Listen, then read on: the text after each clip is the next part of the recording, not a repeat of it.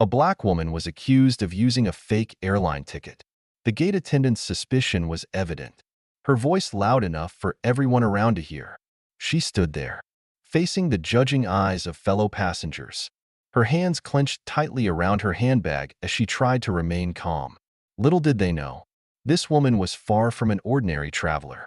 Her true identity would soon leave the entire airline in shock.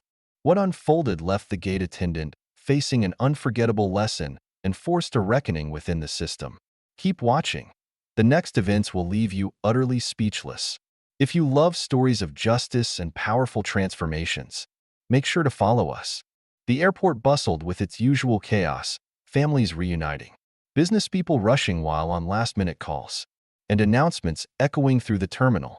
Rachel Harris gripped her leather handbag, the sharp clicks of her stiletto heels sounding on the polished floor as she approached Gate 15. Her perfectly tailored navy blue suit and silk blouse exuded elegance, but her mind was already on the crucial meeting ahead. This wasn't just a business trip, she was on a mission. As Rachel joined the line for boarding, her eyes quickly scanned the area, her gaze precise like someone trained to notice every detail. Years of climbing the corporate ladder had taught her how to observe meticulously, a skill she had honed in countless boardroom meetings and courtroom battles. But today, she wasn't walking into a courtroom. She was about to face a challenge she had never anticipated. The gate agent, a middle-aged woman with a tight bun and an even tighter expression, glanced up. The gold name tag on her uniform read, Mrs. Richardson. Rachel noticed Mrs. Richardson's eyes sweeping over each passenger, a subtle but clear judgment on who belonged in first class and who did not. Rachel stepped forward, handing over her ticket with a polite smile. "Good afternoon," she said, her voice smooth and professional. Mrs. Richardson barely glanced at the ticket before her expression soured, holding it up as if she were examining a counterfeit bill. "There's something off about this," she said, her voice loud enough for those nearby to hear. Rachel tilted her head slightly, her face calm, though her fingers tightened around her handbag's handle, a small sign of the discomfort starting to build. "I assure you, this ticket is valid. If you check the system, you'll see my booking information." But Mrs. Richardson made no move to check the system. Instead, she crossed her arms, her lips curling into a satisfied smirk. "We see this kind of thing often, people trying to slip into first class when they don't belong. I'm going to have to call security to verify this." The words were like a slap to Rachel's face, but she stood firm. She glanced at the growing line, some people whispering, others openly staring.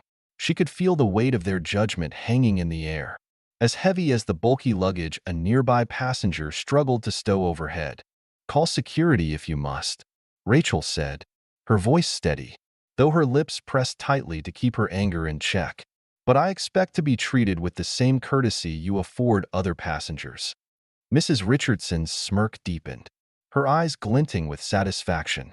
"I'm just doing my job. Ma'am, please step aside." Rachel moved to the side as instructed, her hands tightening further around her bag's handle as she watched Mrs. Richardson continue processing other passengers.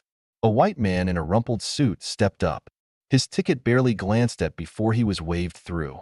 Rachel's jaw clenched, her head bowing slightly as she fought to suppress her growing frustration. Minutes later, two security officers approached, led by a tall man with a buzz cut and a stern expression. His badge read, "Officer Mitchell." "What's the issue here?" Mitchell asked, his eyes moving back and forth between Rachel and Mrs. Richardson.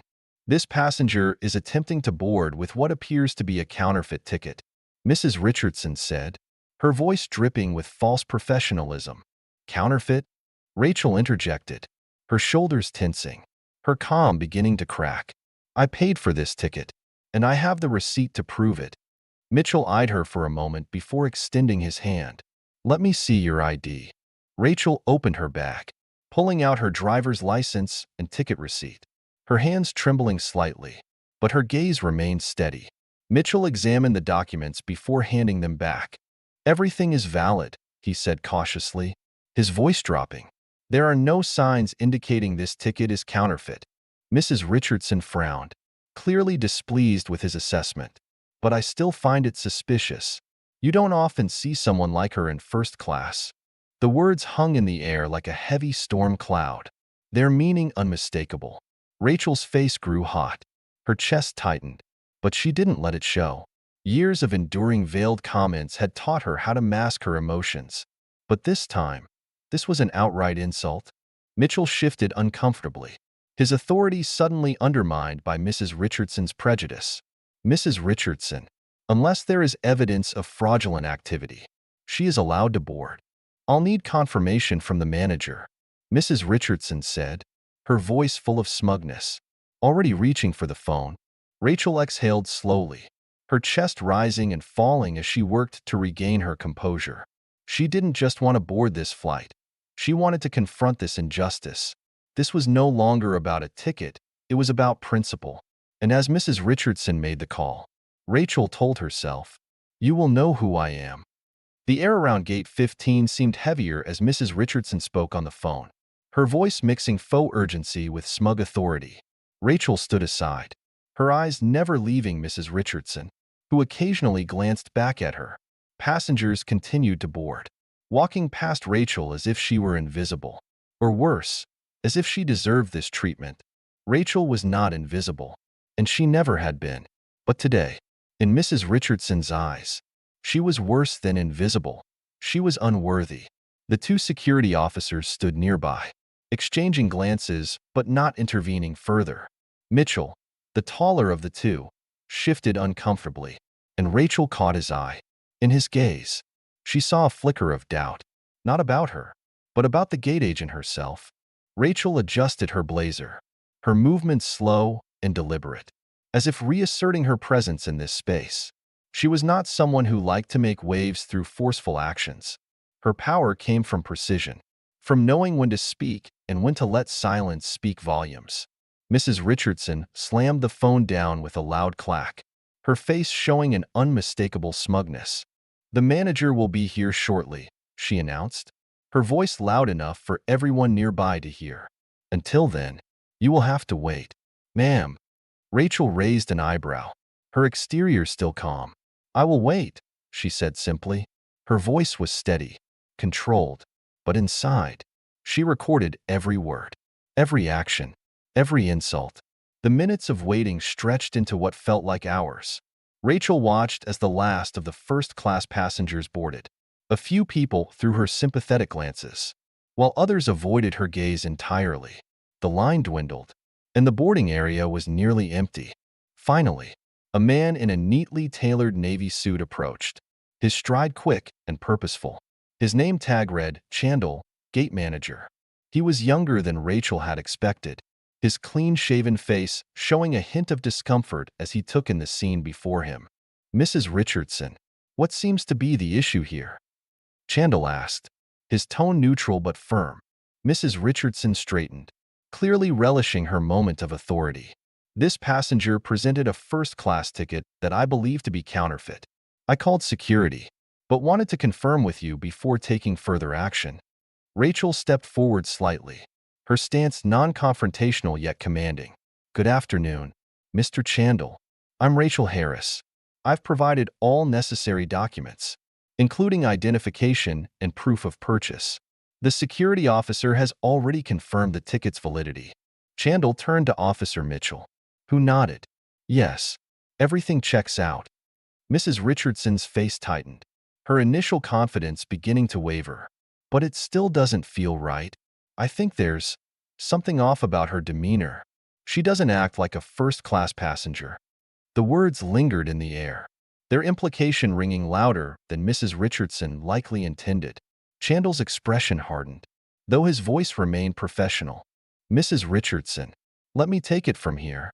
He turned to Rachel, continuing, "Ms. Harris, I apologize for this inconvenience. Please allow me to personally escort you to the plane." But Rachel didn't move. She looked directly at Chandel, her eyes sharp. "Thank you, Mr. Chandel, but I think we need to address this issue before I board. This isn't just an inconvenience, it's a problem." Chandel hesitated, taken aback by her calm firmness. "Of course, we can discuss this privately if you'd prefer." "Actually," Rachel said, her voice still firm but composed, I'd like us to resolve it right here. After all, it didn't happen in private. Chandler's face reddened slightly, but he nodded. Very well. Rachel turned back to Mrs. Richardson, her gaze unwavering. You accused me of presenting a fake ticket without evidence. You dismissed every piece of documentation I provided. And when that failed, you implied that I didn't belong in first class. Is that correct? Mrs. Richardson opened her mouth to respond, but paused under Rachel's piercing gaze. Rachel continued, Your actions were not only unprofessional but discriminatory. And as an employee of this airline, you are obligated to uphold policies that ensure fairness for all passengers. Chandler interjected, his voice conciliatory. Ms. Harris, I assure you this matter will be resolved. Mrs. Richardson will be suspended pending an internal investigation. Rachel nodded slightly, accepting his words. Good. But I will personally follow up to ensure this investigation is thorough. She opened her handbag, pulled out a business card, and handed it to Chandler. The color drained from Chandler's face as he read the embossed text. Rachel Harris, Chief Legal Officer, Liberty Airlines. For a moment, the air went silent. Mrs. Richardson's eyes widened, the smugness disappearing, replaced by panic. I didn't know. She stammered. Clearly, Rachel said coldly. She looked at Chandler. Make sure this flight takes off on time, Mr. Chandler, and ensure that no passenger has to endure what I went through today. Chandler nodded quickly. Of course, Miss Harris. Right away. As Rachel stepped onto the boarding bridge, she felt the eyes of every passenger on her back, but she didn't turn around. She didn't need to. The message had already been delivered. The cool air inside the plane hit her face as she entered, her high heels clicking rhythmically on the floor. The flight attendants greeted her with well-practiced smiles, but she could see the curiosity in their eyes. It wasn't every day that a passenger boarded after causing such a stir. Rachel returned their nods politely and moved to her first-class seat. She carefully placed her handbag in the overhead compartment and sat down, smoothing her blazer. The leather seat enveloped her like an old friend, its comfort a stark contrast to the tension that had followed her onto the plane. As she adjusted her seatbelt, she noticed the businessman from earlier, the one who had spoken up in the boarding area, sitting across the aisle. He glanced at her and gave a shy smile. Glad you made it on board, he said softly. Rachel returned the smile, her voice warm but measured. Thank you for speaking up earlier. It wasn't your responsibility, but I appreciate it. He nodded, then hesitated, as if debating whether to say more. Finally, he leaned in slightly. You handled that situation much more calmly than I would have. That gate agent was really out of line. Rachel tilted her head, regarding him for a moment. Out of line is putting it mildly, she said, but her voice held no anger, just a simple truth. But this isn't the first time I've encountered someone like her. His expression darkened. That shouldn't happen at all. Rachel didn't respond. She didn't need to. Her silence spoke volumes, conveying truths she had fought her entire career to address. The plane began to move, and Rachel let her head rest against the soft seat. The low hum of the engines was a comfort, a reminder that she was, at last, moving forward, both literally and figuratively. Rachel closed her eyes, but her mind refused to rest. Instead, scenes from the boarding gate replayed in her head. She doesn't act like a first-class passenger. Those words echoed in Rachel's mind, each syllable a reminder of the bias she had just faced. This wasn't the first time someone had underestimated her, and it certainly wouldn't be the last. But today she had been forced to confront it, not as a lawyer, but as a person. Rachel opened her eyes and reached for her tablet. If there was one thing she had learned over the years, it was that preparation was the best remedy for anger. She began reviewing the airline's employee conduct policies, her fingers scrolling through each section with well-practiced precision. A voice interrupted her thoughts. Excuse me, Ms. Harris. Rachel looked up to see the lead flight attendant, a woman in her 40s with a calm demeanor and a professional smile. Yes? I just wanted to let you know that Mr. Chandler has requested we ensure your comfort. If you need anything at all during this flight, please don't hesitate to let us know. Rachel smiled faintly, acknowledging the gesture. Thank you, but I'm fine. The attendant hesitated, then leaned in slightly. Honestly, I overheard what happened at the gate. I'm very sorry you had to go through that. Rachel's smile softened. Thank you, she said gently. It wasn't your fault, but I appreciate it. The attendant nodded and moved away, leaving Rachel to her thoughts. The flight proceeded without incident for the next hour. Rachel worked steadily, annotating sections of the conduct policies and making notes for a report she intended to draft as soon as she landed. She didn't just want Mrs. Richardson reprimanded. She wanted to change the system. But as the plane settled at cruising altitude, Rachel noticed the man sitting across the aisle looking at her again. He seemed hesitant, his eyes darting between her and his laptop. Finally, he cleared his throat. I don't mean to bother you, he said cautiously, but are you someone important? Rachel chuckled softly, putting her tablet aside. Depends on who you ask, she said lightly. Why do you ask? Well, he said, leaning forward slightly. You handled the whole situation back there like you've done it 100 times. And then the gate manager nearly tripped over himself when he realized who you were. You don't see that every day. Rachel studied him for a moment, deciding how much to reveal. Finally, she said, I'm the chief legal officer for Liberty Airlines. Situations like that aren't new to me. And sadly, neither are the causes behind them. The man's eyebrows shot up. Chief legal officer? That's impressive. That explains a lot. Rachel shrugged. Maybe it explains why I didn't back down. But you shouldn't need a title to be treated with respect. He nodded, his expression thoughtful. You're right, but I have to tell you, I wouldn't want to be in that gate agent's shoes right now. Rachel gave a faint smile but didn't reply. She wasn't interested in retribution. She wanted accountability. And that was the difference she intended to make clear in the coming days. As the flight prepared to descend, Rachel felt a sense of calm slowly return. The confrontation at the gate had drained her, but it was also a reminder of why she did her job. Every battle, every small victory, was a step toward a world where no one had to endure what she had just experienced. When the plane touched down and passengers began to disembark, Rachel was one of the last to leave. As she stepped onto the jet bridge, the lead flight attendant handed her a small envelope. This is from Mr. Chandel, the attendant said. Rachel opened the envelope as she walked, finding a handwritten note inside. Ms. Harris, I am deeply sorry for today's events and assure you they will not be overlooked. Thank you for your patience and professionalism. Please do not hesitate to reach out if there is anything else I can do for you. Sincerely, Robert Chandler. Rachel folded the note and placed it in her handbag. She appreciated the gesture, but she knew this was only the beginning. The real work was still ahead. Rachel stepped into the arrivals area, the chaos of the airport surrounding her in stark contrast to the clarity in her mind. The events of the day replayed in her head, each detail coming into sharper focus. She walked with purpose, her high heels striking the floor in steady rhythm as she made her way to the car waiting to take her to the hotel. A driver stood by the curb, holding a sign with her name. Rachel nodded slightly as she approached. Good evening, Miss Harris, he greeted her, opening the car door with a practiced motion. I hope your flight was pleasant. Rachel gave a faint smile as she settled into the leather seat. It was effective, she replied. Pleasant wasn't a word she would use to describe the flight. As the car merged into traffic, Rachel pulled her phone from her handbag. She opened her email inbox, where a message from Robert Chandler sat at the top. The subject line read, Follow-up from Gate 15.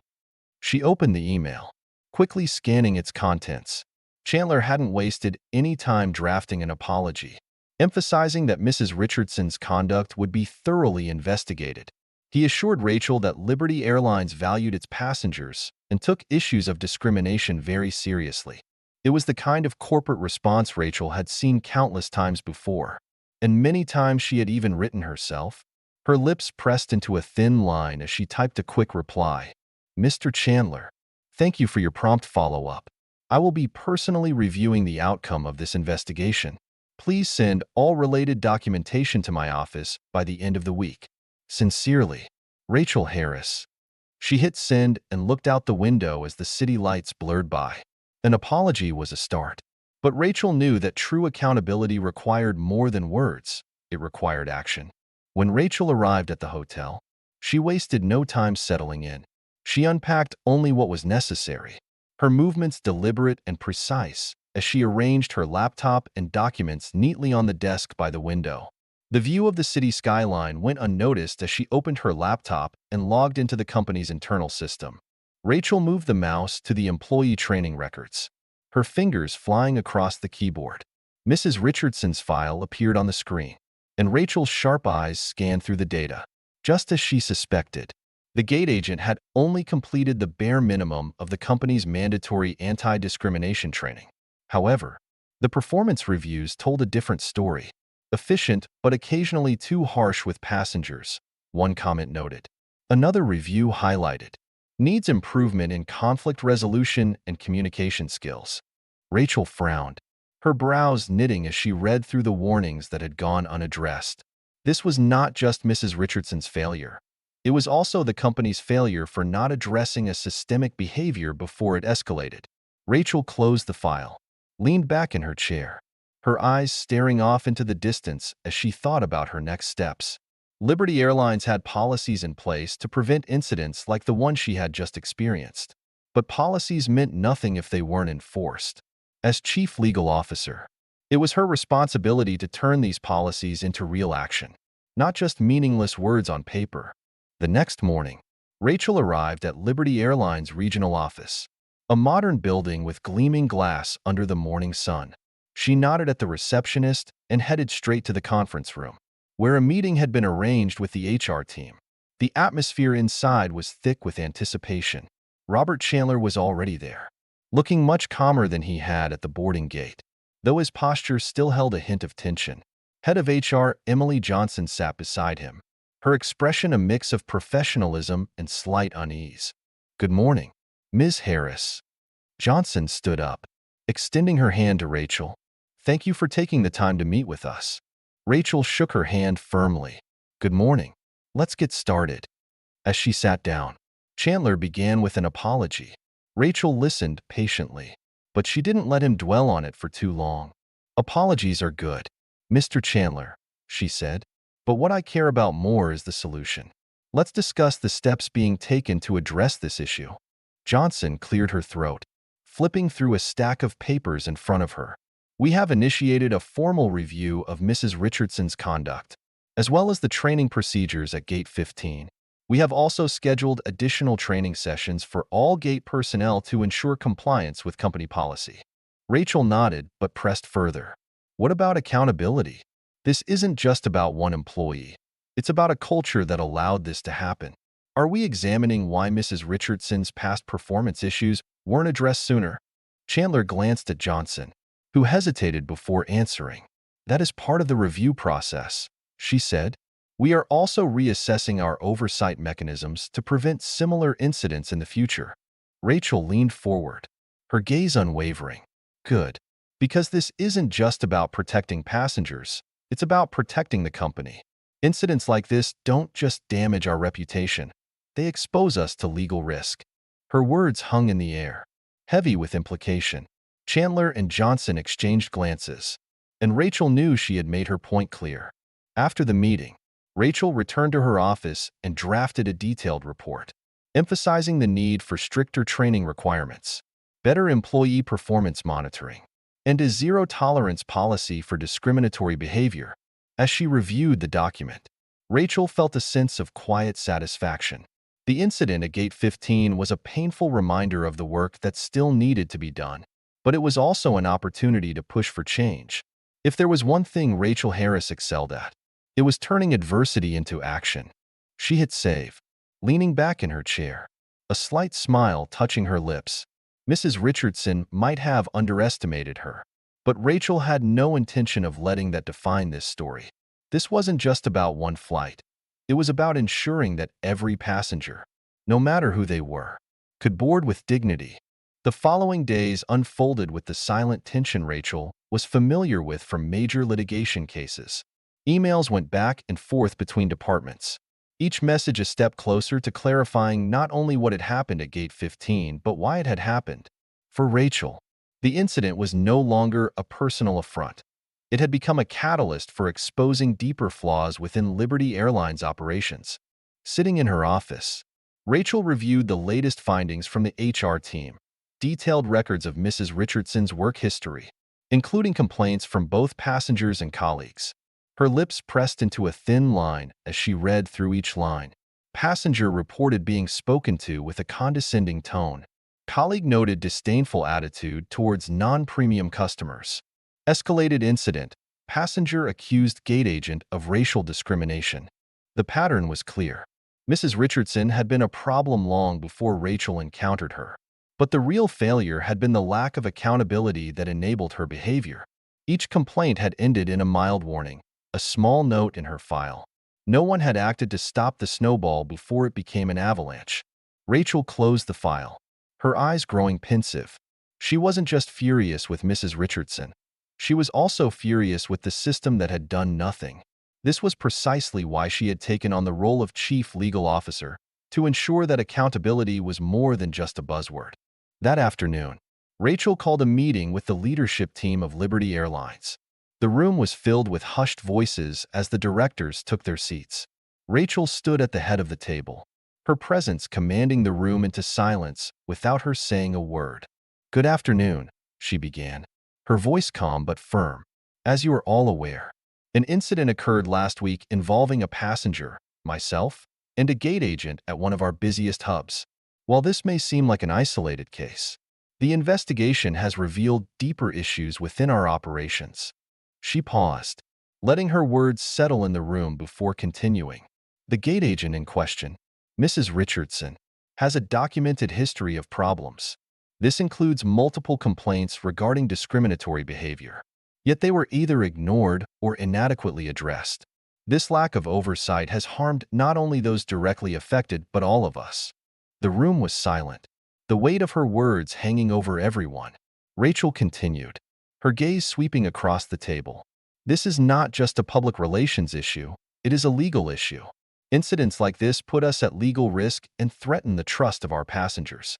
If we do not take decisive action now, we are sending a message that behavior like Mrs. Richardson's is acceptable, and that is something we cannot allow."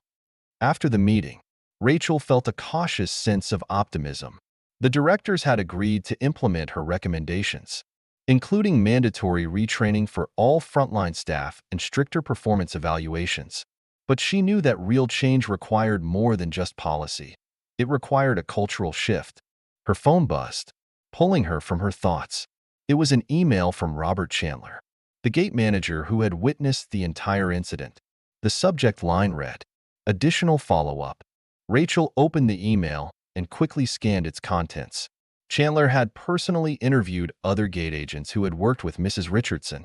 Their accounts painted a damning picture of an employee whose actions were dictated by personal biases. "She was always more patient with certain passengers," one agent had said. "She had a way of making some people feel like they didn't belong," another noted.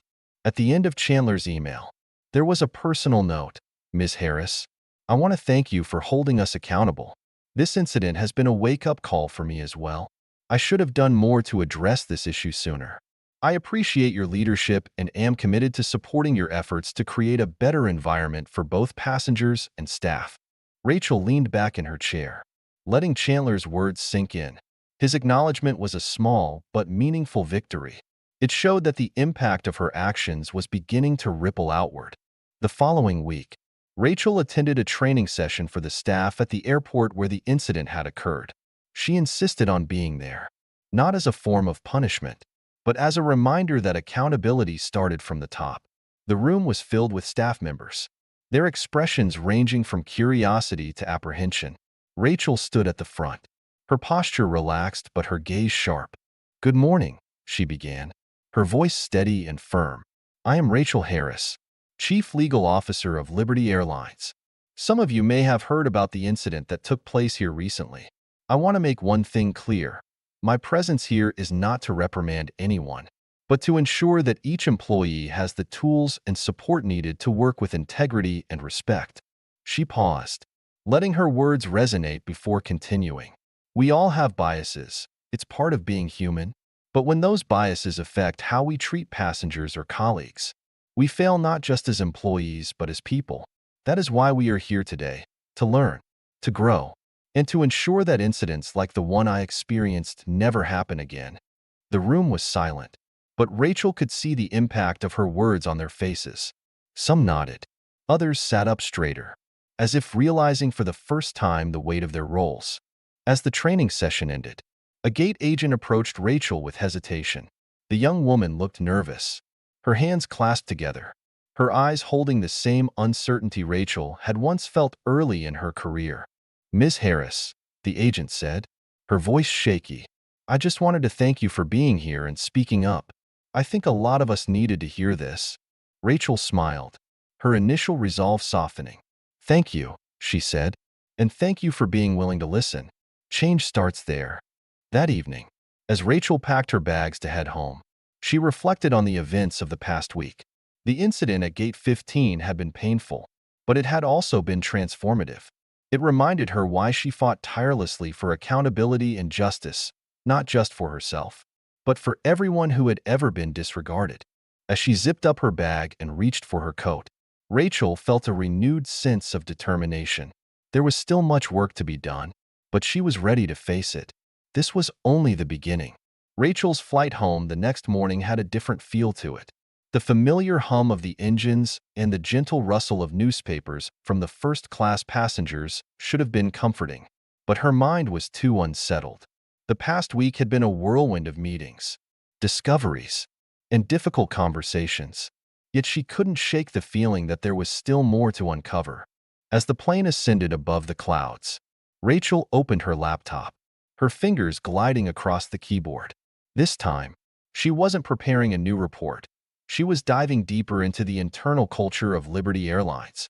The document she had requested before leaving the office contained not only training records and performance evaluations, but also data on how complaints were handled across the organization. Patterns began to emerge, and they were deeply concerning. By the time the plane landed, Rachel had pieced together a clearer picture. Over the years, complaints of discriminatory behavior had been disproportionately dismissed when filed against senior staff or those at major hubs. In contrast, similar complaints at smaller regional airports were resolved swiftly. The discrepancy was stark. Sitting in the car on the way back to the office, Rachel made a mental note to confront HR about these findings. Saying that the company had a zero-tolerance policy for discrimination was one thing, but enforcing it equitably was quite another. She had barely stepped through the office door when her assistant, Emily, approached with a stack of messages. "Good morning, Ms. Harris," Emily said. "Welcome back. These are the calls and emails marked urgent while you were away. And Mr. Chandler asked if you have time for a follow-up today." Rachel nodded, taking the stack from Emily. "Thank you, Emily. Let him know I'll call back at 2 o'clock." Rachel sat down at her desk and began going through the messages. Most were routine requests or updates about the Gate 15 investigation, but one email marked confidential caught her eye. It was from an employee who had worked under Mrs. Richardson. The email began cautiously, "Ms. Harris, I hope you don't mind me reaching out directly, but I felt it necessary to share my experience. I have worked for Liberty Airlines for 6 years, and during that time, I have witnessed several instances of discriminatory behavior by Mrs. Richardson. Most complaints were brushed aside, but there is one case that still haunts me." Rachel's eyes narrowed slightly as she continued reading the detailed account of a passenger, a young black man who was denied boarding in first class despite having a valid ticket. The passenger had filed a complaint, but Mrs. Richardson wrote a report claiming the individual had been hostile, leading to the case being closed without further investigation. According to the email, many staff members had disagreed with her account but felt pressured to remain silent. Rachel's stomach twisted. This wasn't just an isolated incident or even a pattern. It was a culture of complicity. At precisely 2 o'clock, Rachel dialed Robert Chandler. His voice came through the speakerphone, calm but tinged with a hint of apprehension. "Ms. Harris," he began, "thank you for following up. I wanted to update you on the disciplinary actions we've initiated. Mrs. Richardson has been suspended without pay pending further review." And we've started additional training sessions for the gate staff. Rachel's voice was steady but firm. That's a start, Mr. Chandler. But I need to ask you about something else. I've been reviewing complaints from your hub and others across the system. There seems to be an inconsistent pattern in how they're handled. Why are complaints at smaller airports leading to action, while those at larger hubs like yours are often ignored? Chandler hesitated. I can't speak to broader trends, but I admit there is pressure at the larger hubs to keep everything running smoothly. Sometimes that means prioritizing efficiency over other issues. Rachel's voice sharpened. Issues like ensuring passengers aren't subjected to discrimination. Efficiency cannot justify negligence. Mr. Chandler, we have a duty to enforce our policies consistently, regardless of location. You're right, Chandler admitted, his tone growing more somber. I should have pushed back harder. I will do better. Rachel sighed, leaning slightly back in her chair. I'm not here to blame anyone, Mr. Chandler. But this isn't just about doing better, it's about systemic change. I'm going to need your cooperation as we dig deeper into this issue. That evening, Rachel drafted a memo to the entire company. She chose her words carefully, understanding that the tone of the memo would set the foundation for how her findings and the subsequent changes would be received. The following weeks went by, and the ripple effects of Rachel's memo began spreading throughout Liberty Airlines. Employees at all levels were required to participate in new training sessions, and an external audit of past complaints was initiated. For Rachel, the results of the audit were both affirming and deeply concerning. The data painted a stark picture. Complaints about discriminatory behavior at major hubs were often buried under layers of bureaucratic procedures. Management prioritized efficiency and avoided PR issues by labeling complaints as unfounded. In contrast, smaller airports with less pressure handled complaints more transparently. Rachel knew these findings wouldn't be easy to swallow, especially for those in senior management who had previously turned a blind eye. But she was determined to see it through. The board of directors called an emergency meeting to discuss the audit results. Rachel arrived early, meticulously preparing for her presentation. As the directors filed into the meeting room, their expressions ranged from curiosity to apprehension. Once the meeting began, Rachel stood at the head of the table, her slides appearing on the large screen, with charts and data highlighting the inconsistencies in how complaints were handled. She presented her findings with precision, her voice unwavering. This is not just an issue of public perception, Rachel stated, her gaze sweeping across the room. This is a legal and ethical issue. If we don't address this problem at its root, we're not only facing potential lawsuits, but also risking the trust of our passengers and employees. One of the directors, a man with graying hair and a skeptical expression, leaned forward. Ms. Harris, these are serious allegations. But is this truly a systemic issue? Or are we focusing too much on isolated incidents? Rachel met his gaze without flinching. With all due respect, the data doesn't lie. In the past 3 years, 68% of complaints at major hubs were dismissed without investigation, compared to 23% at regional airports. This is a systemic issue. A murmur spread across the room. Another director, a woman known for her pragmatism, spoke up. Do you have any proposed solutions, Ms. Harris? Rachel moved to the next slide. First, we implement mandatory oversight for all complaints. Any dismissed case must be reviewed by a newly formed accountability committee. Second, we establish a direct hotline for employees and passengers to report incidents to a neutral third party. Finally, we commit to conducting quarterly reviews of how complaints are handled, with results transparently shared across the company. The meeting room fell silent as the directors absorbed her words. Finally, the chairman nodded. This will be a major cultural shift, but I agree it's necessary. Proceed with Ms. Harris's recommendations. Back in her office, Rachel read the email she had been anxiously awaiting, the final decision regarding Mrs. Richardson. The gate agent had officially been terminated, not just for her actions at Gate 15, but also for other misconduct discovered during the investigation. While Rachel felt a sense of justice being served, she also knew this was just a piece of a much larger issue. Mrs. Richardson was a symptom of a culture that allowed biases to thrive. The real victory would be preventing such behavior from taking root in the first place. That evening, as Rachel was preparing to wrap up her day, her phone buzzed. It was Robert Chandler. "Ms. Harris," he began, his voice hesitant. "I wanted to thank you again for how you handled everything. I've learned a lot over the past few weeks." Rachel leaned back in her chair. "I appreciate that, Mr. Chandler. But this isn't about me. It's about creating a better environment for everyone." "I understand," Chandler replied. "And I wanted you to know that I've decided to resign. I've realized that I'm part of the problem, and it's time for someone else to lead, someone who can bring a fresh perspective." Rachel was silent for a moment, taken aback by his decision. "That's a brave choice, Mr. Chandler. I hope you know this wasn't about assigning blame. It's about growth." "I know," he said, "but growth sometimes means knowing when it's time to step aside." In the months that followed, Liberty Airlines began to rebuild its reputation.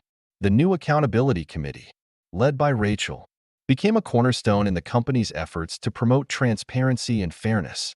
Employees felt more supported, and passengers began to notice a difference in how they were treated.